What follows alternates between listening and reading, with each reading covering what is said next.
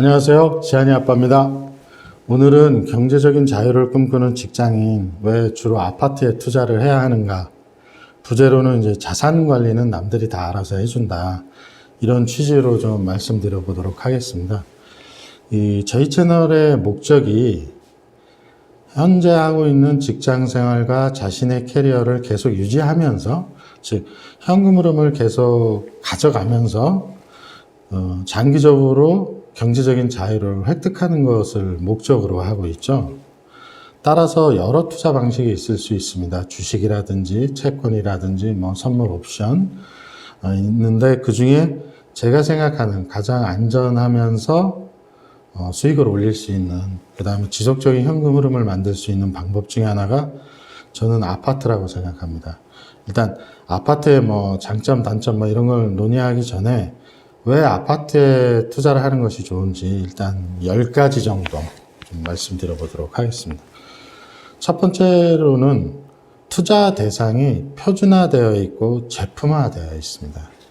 이 아파트가 삶의 주거 공간이지만 우리나라만 독특하게 아파트가 표준화가 되어 있고 제품화가 되어 있습니다. 즉 이거는 환가성이 있다는 거거든요.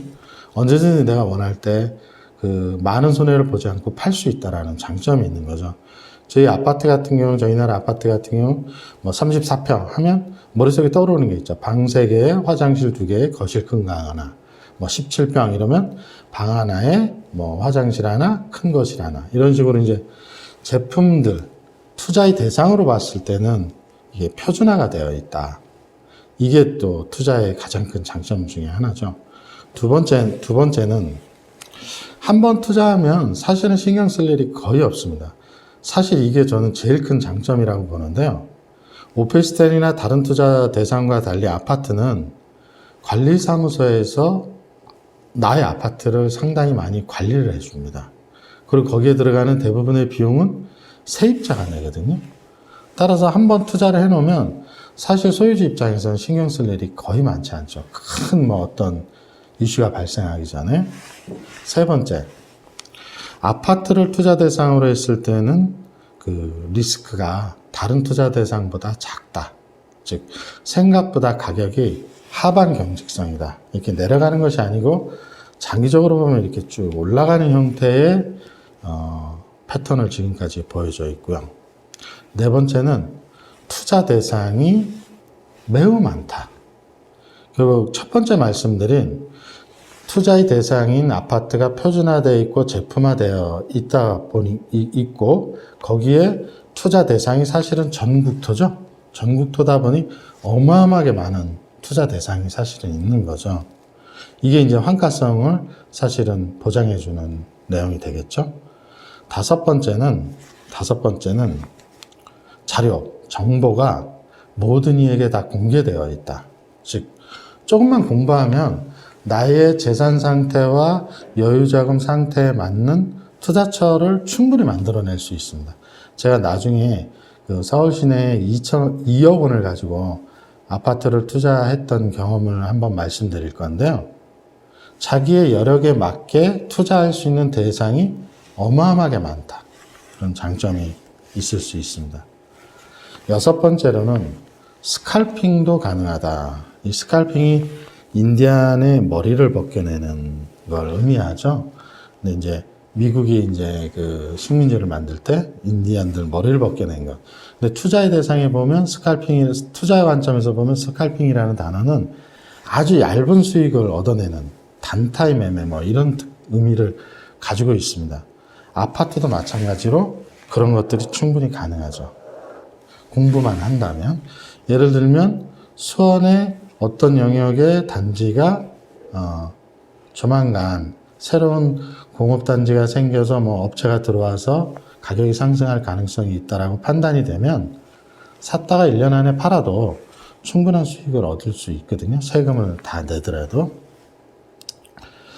일곱 번째는 이 투자라는 것이 계속 지속적으로 관리를 해줘야 되잖아요. 주식 같은 경우는 어떻습니까? 올라가는지 내려가는지 계속 확인을 해야 되죠. 이 아파트 투자는 관리사무소와 더군다나 세입자가 내 재산을 잘 알아서 관리를 해줍니다. 세입자는 더군다나 내 자산을 관리하는 관리 비용이 관리비까지도 내고 있다라고 생각의 전환이 사실은 좀 필요한 거죠. 여덟 번째는 법적인 리스크가 매우 작습니다. 그래서 분쟁의 소지도 사실은 그리 많지 않아요. 이 아파트 투자가. 그 다음에 9번째, 제가 가장 중요시 생각하는 타 실물 자산에 비해서는 환가성, 리퀴디티가 생각보다 높다.